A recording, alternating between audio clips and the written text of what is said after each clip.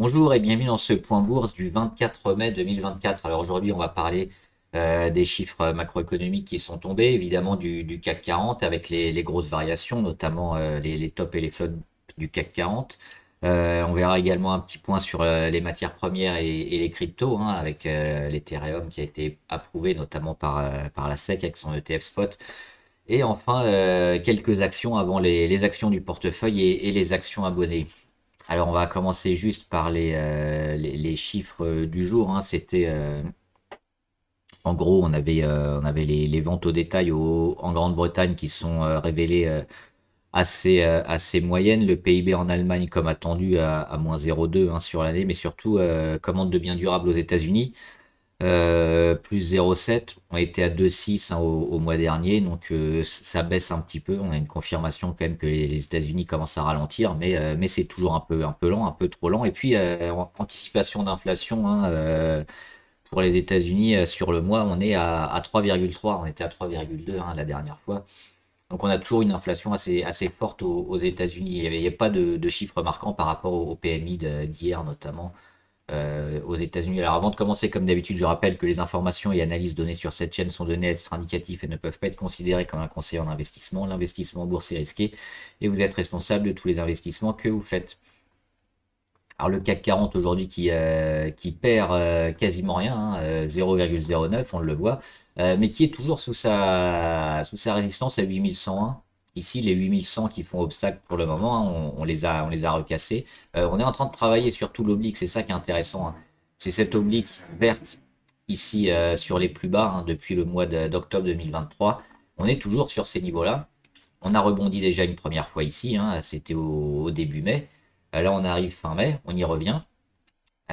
Est-ce qu'on va pouvoir revenir? On a vu que là, les États-Unis, hein, à la mi-séance, c'est en train de monter un peu et plutôt de repartir après la grosse correction qu'on a eue ces 2 derniers jours.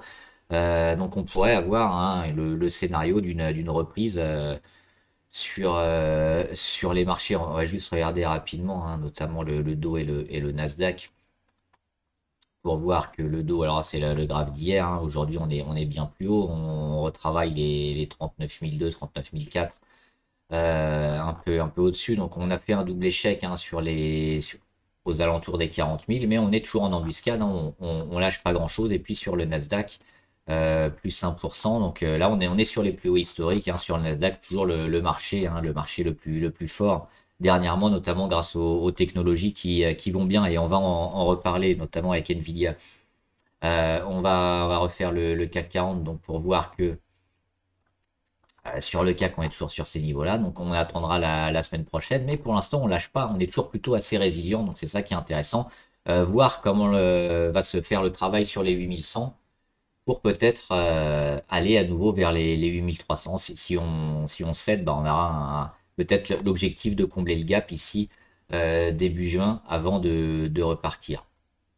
Et ça va se jouer probablement la semaine prochaine. Alors les grosses variations sur le CAC 40, on a eu Renault. Pourquoi Renault?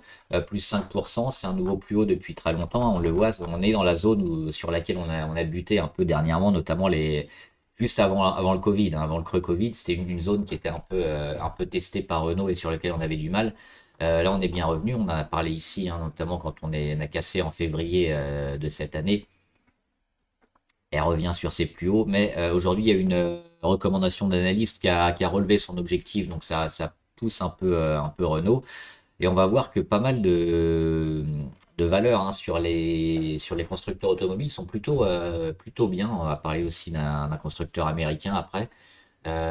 Donc c'est plutôt favorable aussi le secteur avec les équipementiers auto hein, qui sont peut-être à surveiller.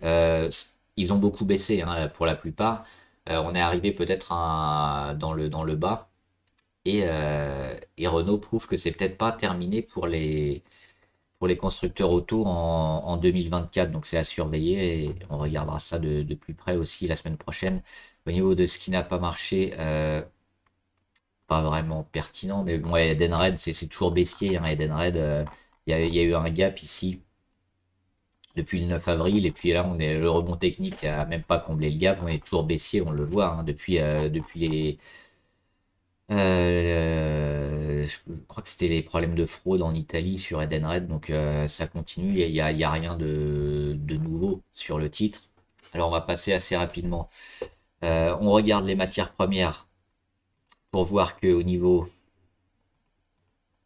non, c'est pas ça. Au niveau du Brent, donc le pétrole, on revient tout doucement vers notre support autour des 80 dollars le Brent. On revient aussi sur la moyenne à 200. Donc on arrive peut-être à un niveau de fin de consolidation sur le pétrole. Là aussi, bah, c'est un peu les données économiques, notamment aux États-Unis et en Chine, qui vont permettre peut-être de donner un nouvel élan. Donc si on a toujours une forte demande et un marché assez fort au niveau de l'emploi, le Brent pourrait repartir à la hausse. Ça va aider les pétrolières, les parapétrolières, ça pourrait aider Total aussi. Un rebond vers le haut. Par contre, si on a des données un peu plus compliquées, on pourrait peut-être avoir une consolidation un peu plus forte sur le pétrole. Mais là, on arrive déjà sur cette zone-là, hein, la zone des 80, très importante parce qu'on a le support ici. Hein, c'était le plus haut, on le voit, ça a fait pas mal de fois résistance avant de lâcher. C'était en 2022 et en 2023 notamment. Donc on y revient. C'est un peu la zone médiane hein, du range sur le pétrole entre les 62 et les 92, on le voit. Donc on revient sur les 80. On finit la consolidation hein, et c'est maintenant aussi que ça va jouer avec les indices qui vont aussi peut-être porter le pétrole plus haut si les entreprises fonctionnent toujours plutôt bien. À l'inverse, hein, on ira casser et on retrouvera peut-être une zone autour des 70, 74 pour le pétrole. On va passer rapidement sur les autres. Il n'y avait rien de pertinent, sauf sur le platine. Le platine qui est parti, hein, on l'avait dit ici depuis le mois d'avril. Signal haussier et probablement retournement long terme sur le platine. Donc on a été mettre un niveau, ça c'est intéressant, ça nous cadre un peu la valeur. Donc 1105 sur le platine. Il est en train de faire le pullback, c'est un pullback qu'il faudra probablement racheter. Hein. Peut-être ici, moi, j'ai mis cette oblique là au niveau des 1000, 1005, 1010, hein, peut-être dans quelques jours. Donc les premiers pullbacks seront probablement achetés hein, sur le platine. Et la tendance, elle est plutôt toujours haussière à moyen terme. Donc pour retrouver un platine sur les 1100, 1200 dans le courant de l'année. Donc il faudra peut-être acheter le métal précieux ici hein, autour des 1000. On va regarder l'or et l'argent. Double échec sur l'or autour des 2430 environ. On a perdu pas mal dernièrement, mais là, on voit qu'on commence déjà à se stabiliser hein, sur une zone qui avait été énormément travaillée. On a un petit support intermédiaire autour des 2280 sur l'or. On a toujours beaucoup d'États hein, qui sont en train d'acheter, hein, que ce soit les États-Unis, mais la Chine, on a beaucoup d'autres pays également qui achètent beaucoup d'or. Donc le métal précieux et puis les problèmes aussi géopolitiques hein, notamment ont tendance à faire grimper alors c'est pas la même problématique que les métaux et les minerais hein, dont on a parlé beaucoup en début d'année mais là aussi sur l'or on est toujours plutôt haussier et avant de retourner un peu cette tendance à la baisse cette tendance à la hausse pardon à la baisse il faudra une période assez longue, un peu de temporisation entre les gens qui veulent se débarrasser de l'or et ceux qui veulent l'acheter. Donc, je ne pense pas qu'on ira faire un retour assez rapide sur les 2150. On aura probablement à minima une période assez longue de temporisation ici entre les 2003 et les 2430. Et puis, ça pourrait repartir encore vers le haut hein, si on ne rend pas trop et qu'on revient rapidement sur les 2430. Le métal précieux est toujours haussier, l'argent qui était un peu en retard. C'est pareil, il est en train de faire son pullback, mais il est toujours sur le long terme, hein, plutôt haussier. Ce sera plutôt à acheter aussi, on voit les volumes toujours importants. On va parler, alors juste avant de commencer avec les actions, très rapidement sur les cryptos. Le Bitcoin, on l'avait dit, hein, le Bitcoin qui était parti ici avec le chandelier du 15 mai. Signal d'achat pour le Bitcoin. Là, il rend un petit peu, mais on est toujours largement favorable et pour aller retrouver les plus hauts hein, sur la crypto, notamment les 73 000. On a des signaux plutôt intéressants avec cette petite phase de congestion qui s'est passée entre le 13 mars et le 15 mai. Donc très favorable sur le Bitcoin à moyen terme. Et on va parler surtout de l'Ethereum. Hein. On l'avait dit, la congestion aussi sur l'Ethereum avec la probable approbation de la SEC pour un ETF spot, donc comme le Bitcoin, un ETF qui va répliquer exactement le cours de l'Ethereum. Donc ça a été un peu acheté juste avant. On a eu la confirmation hier, donc le 20 mai ça a explosé, et donc confirmation que sur l'Ethereum c'est pareil, on ira chercher certainement comme sur le Bitcoin, hein, les plus hauts, à savoir les 4873 avant peut-être une période aussi de consolidation, hein. Une fois qu'on aura tapé peut-être une zone autour des 5000 sur l'Ethereum, mais à moyen long terme, on va certainement aussi, avec beaucoup d'achats d'investisseurs, hein, qui vont, comme sur le Bitcoin, devoir acquérir de l'Ethereum pour proposer des ETF spot, des ETF spot, ça va forcément capter beaucoup de flux et donc l'Ethereum va mécaniquement monter. Alors avant de faire les actions du portefeuille, on va parler de quelques actions. Alors il y a quelques américaines, on va commencer par une valeur européenne, notamment c'est Steve. Alors pourquoi Steve? Parce qu'aujourd'hui on le voit, elle a annoncé des résultats très bons en avance par rapport à ses prévisions. Ils sont notamment, alors c'est pour les batteries, hein, ça protège les batteries des explosions notamment, Steve. Et ils ont fait un partenariat avec Tesla. Alors même si Tesla ne va pas très bien en ce moment et ils ont des petits soucis, on le voit souvent au niveau des chiffres, hein, des ventes de véhicules, mais aussi du cours de bourse. Steve, c'est une petite valeur, donc elle n'a pas besoin de fournir énormément, hein, pour exploser son chiffre d'affaires. On le voit, hein, introduction en bourse ici, 20 décembre 2023, donc c'est très récent. Elle fait que monter. Et puis là, dernièrement, des résultats qui ont été achetés. Euh, à court terme, on va peut-être un peu consolider, hein, parce on est monté comme on l'a fait dernièrement, hein, suite aux belles explosions. Mais je pense qu'à moyen long terme, c'est une valeur plutôt intéressante. Et si elle arrive à encore développer avec d'autres partenaires, parce qu'il y a beaucoup de constructeurs, pas seulement Tesla, mais d'autres constructeurs qui vont avoir besoin de la technologie de Steve, ça peut aller loin et aller assez vite. On le voit, hein, introduit autour des 7 euros, elle en est déjà à 13 en 6 mois. Donc on est déjà quasiment à du x2. Sur le moyen long terme, on peut continuer cette belle hausse parce que la valorisation de l'entreprise n'est pas encore, a pas encore beaucoup de certitude. Donc si elle continue ses contrats à droite à gauche, hein, il y aura certainement encore une croissance intéressante sur l'entreprise. Donc c'est une valeur à suivre, je pense. On va parler évidemment de Nvidia et des grosses américaines. Alors Nvidia qui a annoncé des résultats encore supérieurs aux attentes. On vient de dépasser les 1000, hein, sur Nvidia et on va annoncer bientôt un split, hein, pour probablement une action pour 10. Donc la valeur qui est de 1000 dollars à peu près, ça va faire 10 actions pour 100 dollars dans quelques jours ou quelques semaines le temps que ça se fasse. Mais surtout, on commence à être énormément valorisé. Mais la concurrence, évidemment, va se mettre sur les rangs, hein. On parle même des clients de Nvidia, c'est-à-dire Alphabet, Google, Amazon, Alibaba, vont produire aussi. On sait qu'ils ont une division intelligence artificielle très importante et ils vont petit à petit produire leur puce d'IA. C'est la même chose pour les concurrents directs, hein, que ce soit AMD ou Intel. C'est deux belles valeurs à suivre aussi, plutôt sur le bas en ce moment et pas loin d'un rebond. Donc eux aussi ils vont commencer à développer et donc ça va forcément prendre des parts de marché un peu à Nvidia. Alors à court et à moyen terme, je sais pas, mais je pense qu'à long terme, Nvidia elle a déjà tellement explosé que ça semble compliqué, hein, maintenant de voir encore une possible continuation de la tendance dans ces proportions et même une continuation de la tendance, ça me semble un peu compliqué maintenant, tellement Nvidia est valorisé, voire peut-être survalorisé.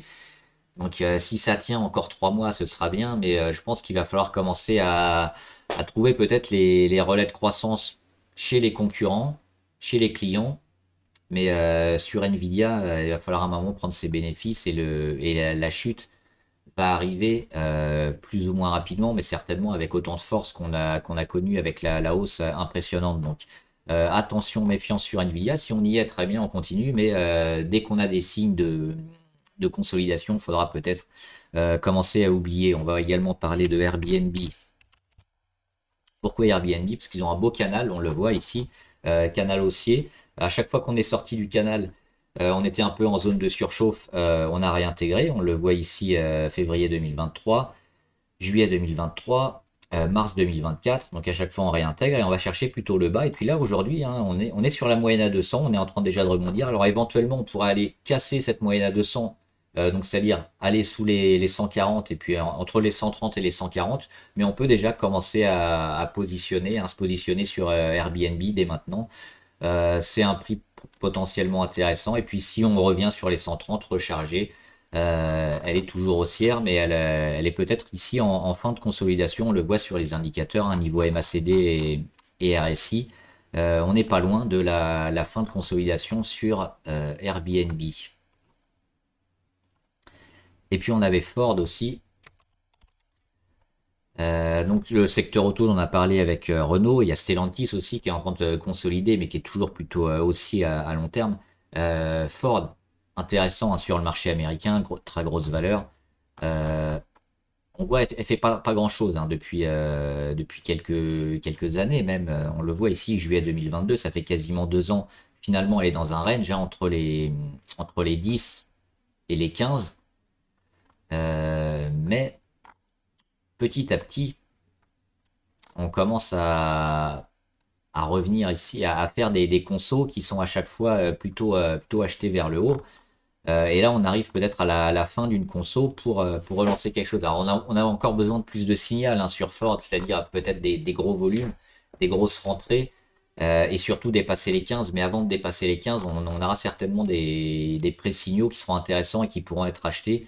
Et là, on n'est peut-être pas loin, hein. Donc, si on tient une zone autour des 11,7 ou des 11,6, on a potentiellement, le jour où on voit des beaux chandeliers verts sur Ford, le début d'un retournement pour aller chercher les 15 et un retournement long terme. Ça s'accompagnera évidemment de chiffres, hein, de la part de Ford, et d'une relance un peu économique au niveau des USA. Allez, on regarde maintenant les valeurs du portefeuille. Alors AMD, on en parlait avec Intel, intéressant. Ils ont fait leur consolidation, ils sont revenus ici sur la moyenne de 200, ils ont cassé leur oblique court terme et ils ont attaqué déjà leur niveau ici, les plus hauts de 2021-2022, hein, les 164. Hop, on est en vert, pas de beaucoup, mais on voit, on est en train de les jouer et on est en train de les passer. Donc c'est plutôt intéressant, je pense, de plutôt se placer sur AMD que sur Nvidia. Euh, D'autant qu'ils ont aussi une approche sur les puces, qui n'était pas le très très haut de gamme comme sur Nvidia, mais le haut de gamme ou moyen de gamme. Donc des, un marché qui n'était pas forcément totalement pris par Nvidia et qui va leur permettre d'avoir plus de clients parce que le marché un peu très haut de gamme luxe sur les puces IA, ça va pas servir à tout le monde. Et donc AMD, ils sont un peu plus focalisés là-dessus. Ça devrait leur permettre aussi de continuer leur vente au niveau des volumes et après de performer sur d'autres secteurs. Mais déjà là, c'est plutôt intéressant. Donc on a des signaux favorables sur AMD. Air France, alors Air France, je voulais voir la vente à découvert. On l'a ici. Sur la dernière année, on le voit, hein, depuis le mois de mars où on a eu un pic sur Air France au niveau de la vente à découvert, près de plus de 7% de capital vendu à découvert sur Air France. On est un peu en train d'y revenir finalement, hein, et ça baisse un petit peu. Alors on le voit ici avec la période que j'aime bien ici, hein, entre le mois de mars justement et le mois de mai, la période d'accumulation un peu sur support, et depuis on va chercher l'oblique. On est en train d'acter, alors pas encore un retournement, c'est trop tôt, mais on est en train d'acter la fin de la baisse sur Air France. Il faudra que ça continue, hein, le rachat des fonds spéculatifs qui sont en vente à découvert sur Air France, mais si ça se fait, et on est plutôt favorable vu ce qu'on voit dernièrement, hein, on ira tester une nouvelle fois les 11,5, peut-être quelques échecs, mais à moyen terme, on ira vers un retournement et plutôt un cours à la hausse sur le titre. Moi, je suis déjà dessus, hein, sur Air France. Alibaba aussi, très positif sur Alibaba. Ils ont une division intelligence artificielle aussi qui va exploser. C'est aussi évidemment la vente par Internet. On a des résultats qui ont été largement achetés, très, très favorables. C'était autour du 16, je crois, du 16 mai. On est sur le pullback. Mais on le voit, hein, Alibaba, on en a parlé depuis un moment, elle a été massacrée ici, elle a perdu 76% en moins d'un an et demi. Et puis après, euh, cette période-là, où finalement, on accumule, on met des supports, et on a surtout les plus hauts de plus en plus bas. Et là, on a le début de retournement. On le voit bien, hein, avec cette poussée au-delà des 86. On a enfin cassé un plus haut qui était à chaque fois de plus en plus bas. Donc ça, c'est important.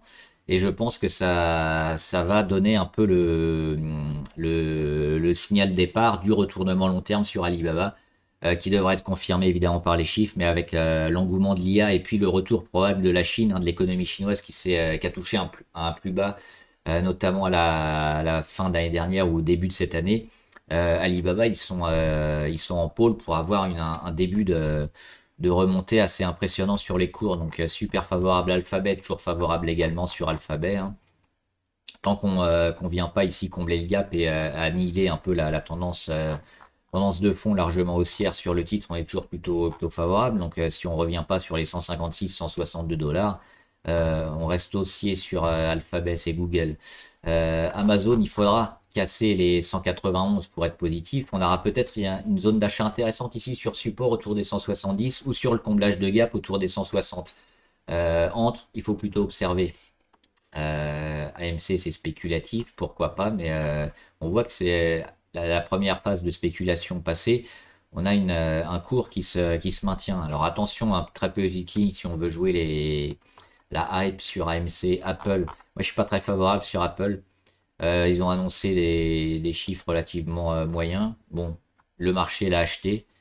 Il y a aussi un rachat d'actions intéressant, ça c'est favorable toujours, hein, les rachats d'actions, donc forcément ça va porter un peu le cours. Mais tant qu'on reste sous les 200 $, la dynamique d'Apple est pas forcément très favorable. Donc c'est plutôt une valeur à jouer éventuellement au court terme. Et pour de l'investissement, il faut attendre d'avoir plus de choses intéressantes. ARM, toujours une position dominante sur notamment les puces de smartphone, mais aussi ils sont en train d'intégrer de plus en plus les serveurs. Donc ils se diversifient et ils ont toujours une position ultra dominante. Donc pour moi, c'est une valeur qui devrait encore aller chercher des plus hauts. On l'a vu, alors elle était introduite ici en septembre, hein. L'explosion sur résultat. On a mis un plus haut autour des 160, 140. Ensuite, on consolide, et puis la consolidation, elle arrive à son terme, hein. Donc on devrait repartir sur les mêmes bases de croissance continue sur ARM, d'autant que la tech et l'intelligence artificielle est toujours très importante en cette année 2024. Donc sur ARM, on est très positif. ASML Holding, c'est pareil, hein. ASML, c'est eux qui font notamment les outils de production des puces et des puces à gravure extrêmement faibles. Donc on a besoin de leur outil de fabrication. Eux aussi, ils ont un état quasi, pas monopole, mais presque, hein, sur le marché. Donc, plutôt favorable aussi. On a eu un début de petite consolidation, mais à terme, on va certainement aussi, à cette année 2024, sortir par le haut et continuer la hausse sur ASML Holding. Orubis, alors il y a le cuivre qui a un peu corrigé, c'est pour ça que le Orubis revient un peu aussi le cours reflue vers le bas, mais on a un début de canal intéressant sur Orubis, donc je pense que des cours ici, hein, entre les 77 et les 72 seront plutôt intéressants à acheter, peut-être pas dès maintenant, mais la semaine prochaine, à voir comment le cours se comporte, surtout à vérifier le cuivre. Mais le cuivre est monté énormément, forcément ça va aider les marges de beaucoup de minières, dont Orubis. Capgemini, on est favorable, hein. On avait cette phase de congestion entre les deux obliques blanches. Là, c'était les résultats qui ont été achetés au début de séance, puis vendus durant la séance. Qu'est-ce qu'on a fait après? On est remonté. Et notamment hier, on a cassé, hein. Aujourd'hui, on confirme à peu près au niveau des 212. 212, c'est le support résistance, plutôt résistance actuellement de début 2022. On le voit, hein, on a eu une belle consolidation, un rebond sur support. Moi, je suis très favorable sur Capgemini. C'est probablement aussi une valeur à acheter la semaine prochaine. CRISPR Therapeutics, c'est spéculatif, c'est une biotech. Mais on le voit ici, c'est en train d'accumuler, hein. Depuis la grosse conso, on est passé de 90 à 55 en gros. Et depuis, on accumule, on est juste en embuscade sous la moyenne à 200. S'il y a une annonce qui est faite sur CRISPR thérapeutique, ça peut booster le titre assez rapidement, hein. Alors, c'est une biotech, on fait attention, mais pas une grosse ligne, comme d'habitude, parce que ça peut dévisser aussi. Mais c'est des valeurs qui peuvent monter. Et là, après la belle conso, c'est un moment intéressant pour se placer, je pense. Dassault Systèmes, je suis déjà placé, hein, sur Dassault. Là aussi, on a confirmé la fin de consolidation, hein, sur le titre. On avait même un peu dégradé. Et Dassault, avec tout ce qui se passe au niveau géopolitique aussi, cybersécurité, défense, guerre, elle va avoir une année 2024 encore avec des profits intéressants, je pense. Techniquement parlant, on a cassé mardi 21 cette, Alerte déclenchée. cette phase de consolidation, avec des beaux chandeliers aussi. Là, on bute une première fois sur la moyenne à 200, comme souvent. La première tentative, c'est un échec, mais on va y revenir et on va certainement casser pour du moyen long terme, retrouver Dassault, hein, beaucoup plus haut. Donc moi, je suis très favorable et je suis déjà dessus. DocuSign, il y avait eu une, euh, une rumeur de rachat sur DocuSign, ce qui avait fait exploser un peu le titre. Depuis, les acheteurs s'étaient retirés, mais même sans ça, DocuSign, c'est la certification électronique. Elle a des chiffres et une tendance plutôt favorable, hein. Fondamentalement, c'est une valeur intéressante. Donc, même sans la spéculation pour le rachat, c'est déjà une valeur intéressante. Là, on est un peu dans un entre-deux, hein, où on attend potentiellement les annonces faites sur d'éventuels repreneurs, mais sinon, hein, on voit bien la phase de congestion qui pourrait déboucher à nouveau vers le haut et vers une explosion, donc plutôt favorable sur DocuSign. Eli Lilly comme Novo Nordisk, c'est favorable, hein, ils ont toujours des grosses,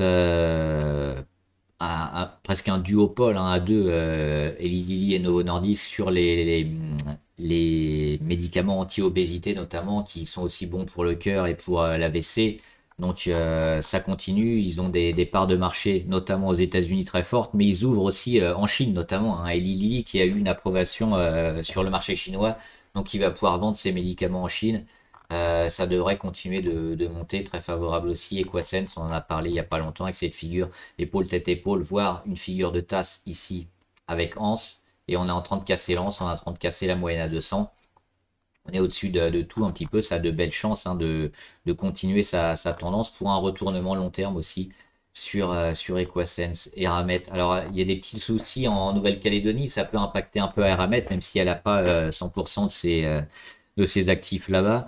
Mais surtout, hein, techniquement, on était revenu sur une grosse résistance à 109. Ça sentait les prises de bénéfices, c'est ce qui est en train de se faire. Les soucis en Nouvelle-Calédonie en plus, moi ça m'encourage. Alors je suis déjà parti du coup. Euh, Probablement y revenir après, mais voir ce que ça fait. Et puis si on dégrade beaucoup, ce sera un prix peut-être plus intéressant, hein, autour des 80, des 90.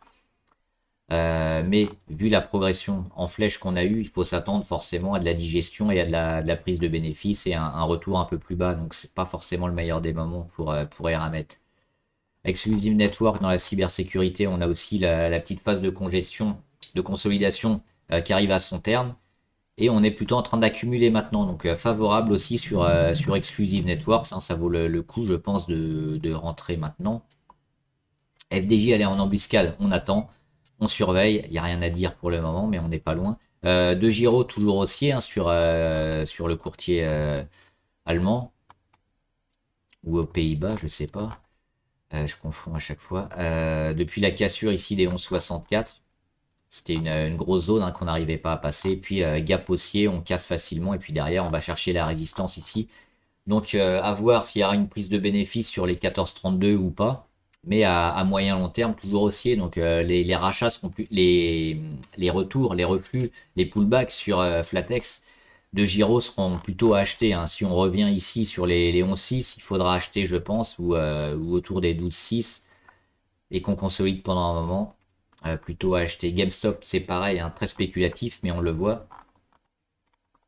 Euh, on est revenu sur une zone, on a comblé le gap d'avant explosion, hein, sur les tweets de Keith Gill notamment. On est en train de consolider un peu sur les 18-20.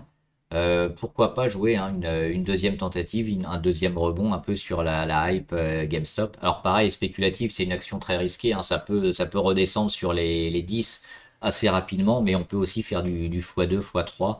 Donc c'est une petite ligne risquée peut-être à tenter sur son portefeuille. Groupe OKWin, il n'y a rien de nouveau. Donc elle est toujours en phase de congestion, on attend. GTT très favorable aussi hein, sur les transports de gaz notamment. Ils ont aussi un quasi-monopole sur le secteur hein, GTT. Ils ont une flotte énorme. Donc là, on est en train de consolider gentiment. Le jour où on va revenir sur la moyenne à 200 hein, ou l'inverse, quand la moyenne à 200 va remonter, il y aura certainement une réaction et on va repartir à la hausse. Donc pas très inquiet hein, sur GTT. On n'a pas comblé le gap ici sur les 128 pour quelques centimes. Mais qu'on y revienne ou pas, je pense qu'à moyen terme, on va remonter largement au-dessus. Caleray, on surveille Caleray, mais pareil, il y a une petite phase de congestion. On n'en est pas sorti, donc il n'y a rien à faire, on surveille. Mais on n'en est pas loin, hein. Sur pas mal de semi-conducteurs, on sent qu'on est plutôt dans le bas et que le bas est en train de tenir. Donc a priori, euh, avec Nvidia et ses copains, hein, ça pourrait remonter. Mais on attend le signal, hein, il est toujours pas donné. LVMH, donc avec le luxe qui avait été un peu refroidi par Chanel, mais le marché chinois qui est plutôt correct hein, sur les dernières données. Donc moi, pour le luxe, je ne suis pas trop inquiet non plus. On revient aussi sur un niveau pivot intéressant, hein, les 747, la moyenne à 200, on voit que c'est en train plutôt de réagir. Si on casse franchement, là, ça pourrait être inquiétant parce qu'on pourrait se retrouver sur les 682. Donc il faudra quand même surveiller que la semaine prochaine, on travaille bien ce niveau-là et qu'on essaye de le tenir pour repartir.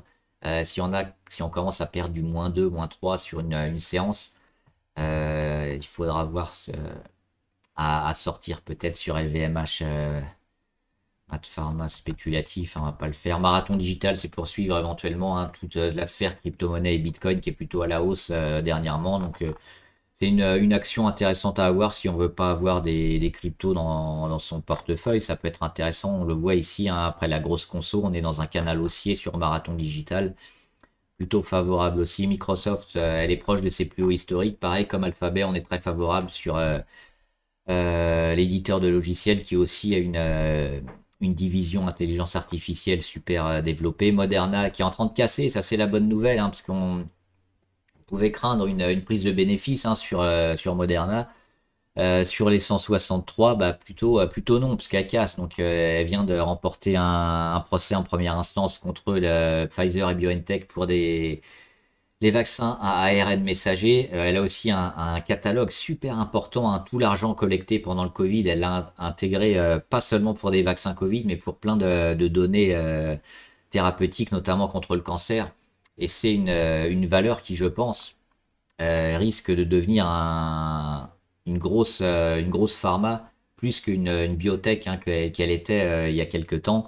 Elle risque de s'imposer comme un gros leader dans quelques années. Donc c'est plutôt une valeur à acheter maintenant et puis à garder, je pense, encore à minima sur le moyen terme, voire plus, hein. Moderna, c'est une super valeur. Mota Engil, elle est en train de tenir pour l'instant, hein. Fin de conso, début de réaction, on accumule. On n'a pas de signal très fort pour rentrer, mais on a plutôt des signaux positifs hein, parce qu'on tient les supports. Il en faudra encore un peu plus pour peut-être se décider définitivement à rentrer, mais surveiller évidemment le Brent, le pétrole, la demande. Et s'il y a un rebond, Mota Engil devrait repartir également, hein. Ils sont dans leur bas de canal ici, donc c'est plutôt intéressant. Neoen, c'est pareil, c'est en train de partir enfin. Enfin, ça fait des mois qu'on est dessus sur Neoen, hein, avec leur résistance ici à 30. On est long terme hein, sur Neoen parce qu'on a une très grande figure et puis on a enfin cassé au mois de décembre, c'était l'année dernière. Elle a un peu consolidé, puis là elle revient sur sa résistance et elle est enfin en train de la casser. On le voit, le beau chandelier d'aujourd'hui, plus 4,8, très favorable sur Neoen. Les fondamentaux sont très bons hein, sur cette entreprise. Elle fait de l'argent, elle n'a pas une grosse dette, elle fait du bénéfice, elle a des chiffres d'affaires qui sont en explosion. Donc oui, sur le secteur de l'énergie et de l'énergie renouvelable, Neoen, on le voit, les volumes sont là, super favorable. Et puis la phase, ah, on dit, la phase de retournement long terme qu'on attend qui est en train de se matérialiser ici. Donc très favorable. Newmont, c'est sur l'or notamment, à une minière or.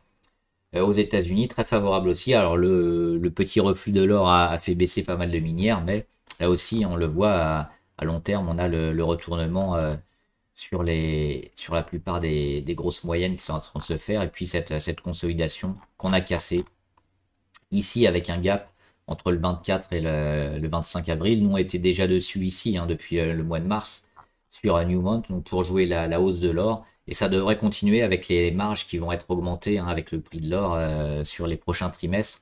Newmont, on pense qu'elle a un beau potentiel pour aller chercher les 50. Nokia, ça peut être intéressant. Euh, on n'a pas encore cette cassure, parce qu'on est allé chercher pile la résistance ici, la résistance un peu moyen long terme, mais on a quand même le début d'un retournement, et puis on le voit sur Nokia, des petits pics de volume intéressants. On est en embuscade, donc plutôt favorable pour un renouveau intéressant sur Nokia.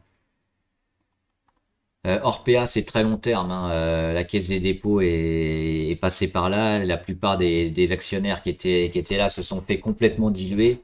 Donc, la valorisation aujourd'hui ne représente pas véritablement Orpea, qui va s'appeler Emeis. Donc, dans les prochains trimestres, on devrait avoir un cours qui va se réajuster certainement à la hausse. On est ici autour des 12-13 euros. Ça va certainement monter, mais c'est du long terme. Orpea, on en reparlera probablement à la fin de l'année. PayPal, plutôt favorable sur PayPal. On a fait plusieurs échecs ici sur les 68, mais on a ces plus hauts de plus en plus, ces plus bas, pardon, de plus en plus haut. Cette phase de congestion, et puis c'est pareil, comme Alibaba, elle a été massacrée. On a eu la période un peu d'accumulation, et puis là, enfin, on est en train de retourner tout. On le voit, on casse cette oblique là à moyen terme. Au départ, au mois de juillet, on casse au mois de décembre. Et puis là, on boum, boum, boum, 68, mais finalement, on rend rien à chaque fois qu'on va sur les 68. Ça devrait repartir pour du moyen long terme et une belle tendance, pareil, pour aller à nouveau taper les 100 sur PayPal. Moi, je suis déjà dessus également. Ruby, il faut attendre la fin de consolidation pour éventuellement se replacer. Ça semble un peu tôt maintenant, mais c'est une valeur qu'on suit.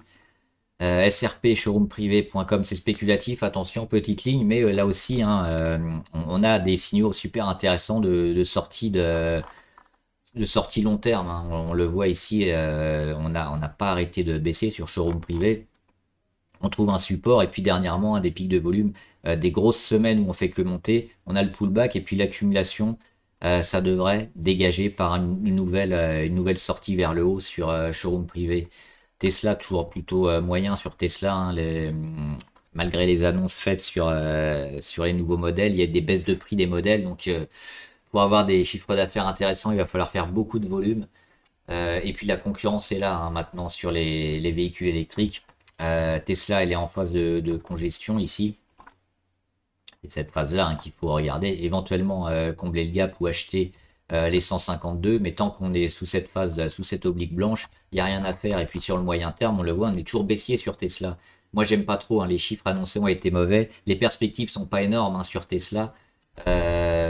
C'est pas le moment de rentrer sur Tesla, il faudra attendre un événement marquant qu'on verra aussi sur les graphes, qui se traduira sur les graphes, et pour l'instant, c'est négatif. Uranium Royalty, l'uranium plutôt favorable aussi. Moi, j'aime bien Uranium Royalty. On est en train de travailler ici la moyenne à 200. On est en train de remonter un peu la pente, notamment les 2,7 ont servi d'obstacle plusieurs fois. Là, on l'a enfin cassé. On y revient. On est en train de les travailler. Plutôt favorable sur Uranium Royalty. Ça peut partir rapidement. À chaque fois qu'elle est partie, elle a mis des gros chandeliers. Donc, on peut s'attendre peut-être à une grosse poussée. On sait que le secteur de l'uranium partout, que ce soit les États, que ce soit nord-américains comme ici sur Uranium Royalty, c'est au Canada je crois, mais aux États-Unis, en France, il y a beaucoup d'États qui ont refait marcher l'uranium pour l'énergie. Donc et on a besoin d'uranium et de nucléaire. Donc toutes les valeurs uranium devraient performer. Valourec, alors c'est pareil, j'ai la vente à découvert sur Valourec. On était au mois de mars à plus de 7% de vente à découvert. Ça c'est Air France. Hop, Valourec. On était il y a quelques jours encore à près de 9%. Et puis on a un début de reflux ici. Alors c'est pareil, c'est un peu tôt pour y voir un changement de tendance, parce que la tendance elle est toujours extrêmement vadée sur Valourec. Beaucoup de ventes à découvert. Mais le cours ne descend pas. On va le regarder. Valourec, depuis la cassure ici des 14,50, hein, c'est un niveau historique, les 14,50. Depuis 2021, on a buté dessus et on a enfin réussi à les casser ici mois de mars 2024. Donc là, on consolide gentiment. C'est plutôt favorable, hein. Tant qu'on ne revient pas sur cette zone de gap entre 15,05 et 15,50, très favorable sur Valourec. Et puis on va attendre que les vadeurs, les shorteurs, les fonds à découvert qui sont sur le titre partent et ça pourra faire exploser le titre à la hausse. Pour l'instant, on est un peu dans un statu quo où les acheteurs et les vendeurs se neutralisent. Mais dès qu'on aura des signaux un peu plus forts, on pourra peut-être jouer la hausse ou la baisse sur Valourec. Verimatrix, là aussi c'est dans le secteur cybersécurité, un secteur qui devrait super performer aussi en 2024. Moi je suis déjà sur Verimatrix, hein, ici sur les 0,41, on l'avait dit, avec ce premier signal intéressant qui est arrivé au mois de février. Et puis derrière on confirme, hein, même si on n'arrive pas encore à retrouver des plus hauts autour des 0,6, on va chercher les zones pivots intéressantes, notamment la moyenne à 200, hein. Là on la frôle, on met un gros chandelier, et puis derrière on rend pas, c'est-à-dire qu'on ne revient pas, hein, sur les 0,43, on relance une deuxième séquence où on fait échec sur la moyenne à 200, mais on est toujours plutôt haussier, donc c'est ça qu'elle peut faire, hein, Verimatrix. Donc hop, l'explosion ici, mais travailler un peu la moyenne à 200, revenir, et puis cette fois après repartir un peu fort parce qu'on a déjà eu cette phase de congestion ici. Vétoquinol dans le secteur de la santé animale, plutôt favorable aussi, hein, parce que déjà c'est haussier, on le voit moyen terme. Depuis cette phase ici, octobre-novembre 2023, d'aller chercher un plus haut. On a consolidé gentiment ici sur le support à 94, hein, techniquement c'est très propre ce que fait Vétoquinol. Elle repart, et puis sa petite conso, hein, le voit, elle a été cassée ces derniers jours, notamment ici le 20 mai, donc en début de semaine. Donc on confirme que la consolidation est terminée sur Vétoquinol et qu'on va reprendre le court moyen terme de l'action qui est haussier. Donc le but c'est de retrouver à minima les 110 pour tester la résistance et voir cette fois si on peut passer les 110. Virgin Galactic c'est spéculatif et c'est plutôt long terme. Là aussi on a baissé énormément, on est sous les 1 dollar. Alors il y a une petite réaction et puis finalement on tient pas, mais on sait que c'est long terme sur Virgin et qu'il faudra attendre des bonnes nouvelles, notamment sur les vols, hein, commerciaux qui vont arriver en 2025. On va peut-être pyramider sa position petit à petit sur le titre. Mais pour l'instant, c'est encore trop tôt, hein, pour y voir quelque chose. Ce serait intéressant quand même de revenir au-dessus des 1 dollar, 1,30 $. Pour l'instant, elle a fait un échec, on le voit, c'est une zone intéressante. On a méché dessus avec la journée du 14 mai. À surveiller, mais toujours dans une optique plutôt long terme. Vision Group, il y a eu encore des tentatives de déstabilisation, hein, du marché, c'est notamment des fonds spéculatifs de Gotham City, c'est eux qui avaient déjà été à l'origine ici de la chute de Vision Group. C'est anciennement SES Imagotag, hein. Et puis finalement les démentis faits par la direction et puis chiffres à l'appui ont plutôt prouvé que Vision Group, bah, ils n'étaient pas mis en cause par Gotham, c'était pas vraiment la vérité a priori. Il en est ressorti rien. Donc le titre est reparti à la hausse. Et puis là dernièrement on a eu un nouveau tweet qui mettait encore la pression sur Vision Group.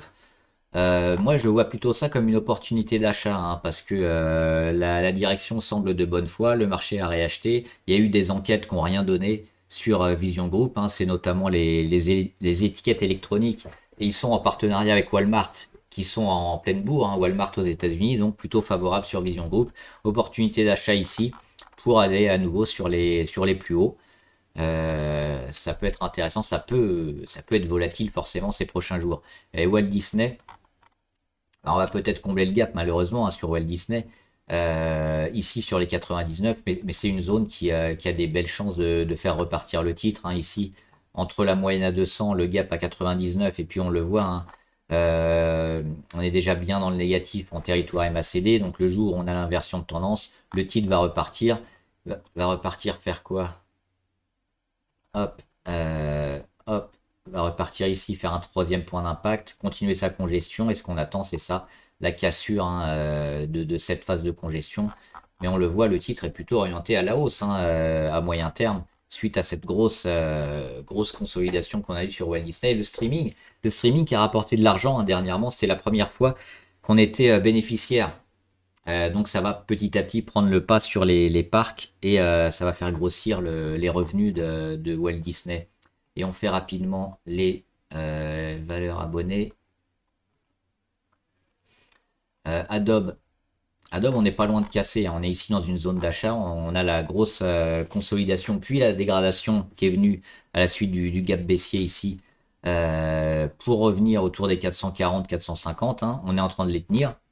Donc ce qu'on attend, c'est surtout la cassure de cette oblique. Là, on est dessus. Et puis le dépassement des 497, donc les 500. Si on arrive sur les 500 dollars sur Adobe, on peut rejouer le moyen terme. Je pense que ce sera une valeur à suivre intéressante. Alimentation couche-tard, largement haussière. Alors là, je l'ai pris au Nasdaq parce que ça doit être au Canada. Donc une valeur OTC, hein, puis on a aussi à Francfort. Pas mal de volume dernièrement, hein, donc c'est intéressant. Elle est toujours haussière, là, elle a consolidé rapidement et puis elle est en train de travailler sa moyenne à 200 et de repartir. Donc plutôt favorable. La conso c'est bien faite sur Couche-Tard. On l'a vu aux États-Unis avec Walmart qui va plutôt bien. Donc là au Canada avec Couche-Tard, ça peut aussi être plutôt intéressant. Techniquement, c'est favorable aussi parce qu'on est assez proche d'un support et des zones pivots. Au pire, on aura peut-être une période comme ça de range sur Couche-Tard. Mais je pense pas qu'on va directement aller vers le bas parce qu'on a été haussier long terme. Donc pour retourner à la baisse une tendance comme ça, il faut à minima passer par une période de transition. Et ça, c'est a priori le scénario le moins positif parce qu'on peut très bien avoir une petite période de transition et recasser à la hausse, hein, pour aller au-dessus des 65 sur Couche-Tard. Donc c'est plutôt favorable. Ipsen, on est toujours favorable aussi. Il y a un petit support éventuellement à mettre, hein, un stop autour des 118. Mais elle est toujours haussière. Le but, c'est d'aller vers les 130 et puis de les dépasser d'un petit peu les 130. Donc la target, l'objectif sur Ipsen, c'est les 130. On est toujours haussier à ce stade. Éventuellement un petit pullback sur les 118 et repartir. Par contre, si on vient à casser fortement les 118, il faudra se poser la question. Calray, on l'a déjà fait. Mobileye, c'est dans le secteur automobile, hein, notamment les aides à la conduite. L'ancienne entreprise israélienne qui a été vendue depuis.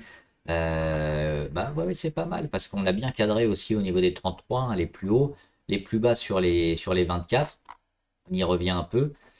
Si le secteur auto repart, Mobileye, ça pourrait repartir. Alors là aussi, on n'a pas encore les signaux, notamment la cassure. Ici, on a eu un faux départ ici le 25 avril, mais il faudrait casser ici autour des 28, 28,6 peut-être pour donner quelque chose de positif. Et puis surtout, pourquoi pas les 30, hein, les 30 dollars sur Mobileye, ça pourrait permettre de revenir au niveau indicateur. On voit que c'est assez neutre. Donc il n'y a pas grand chose à dire. Nike, moi j'aime pas trop. Pourquoi? Parce que le rebond, alors fin de dégradation et puis rebond sur les 88, très bien. Qu'est-ce qu'on fait comme rebond technique?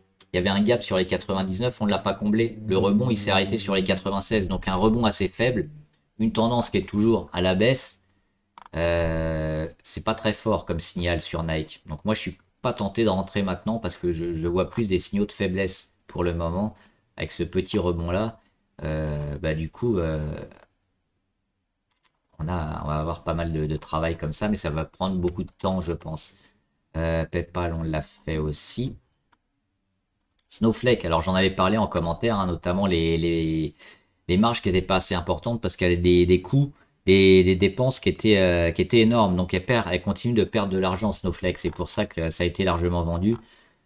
Et puis elle a une concurrence accrue avec Alphabet, Google, toutes les entreprises du cloud aussi. Donc elle a un peu de mal pour le moment. Il faut qu'elle sorte des bénéfices à un moment donné. Donc attendre ça, hein, sur les trimestriels, peut-être dans 3 mois. Quand elle va annoncer des chiffres positifs, on pourra se mettre à l'achat. Mais pour l'instant, elle continue de perdre de l'argent. Donc probablement, elle risque de végéter encore pendant 2-3 mois, hein, à Snowflake, avant d'espérer un cours à la hausse. Il faudra gagner un peu d'argent, en gagner plus qu'elle en dépense. Et Visa, il y a une belle phase de congestion sur Visa qui est intéressante, donc c'est tout ça qu'on va surveiller. Et si on a des rebonds autour des 264 ou des 270, et qu'on arrive à casser ici l'oblique, ça pourrait relancer Visa, donc plutôt positif sur Visa. On pourrait aller même peut-être un peu plus bas, hein, et, ici sur les 256, on verra. Les 260, c'est des zones à surveiller. Mais pour l'instant, on est en phase de consolidation, donc attente. Et puis, on verra la force du rebond et éventuellement la cassure pour se placer. Et Walt Disney, je l'ai fait aussi tout à l'heure. Donc voilà, j'espère que la vidéo vous a aidé. N'hésitez pas, hein, à vous abonner à la chaîne avec la petite clochette YouTube. Comme ça, vous serez au courant de toutes les vidéos à chaque fois que j'en sors une. Et à me poser vos questions en commentaire. J'y répondrai. Bon trade, à plus!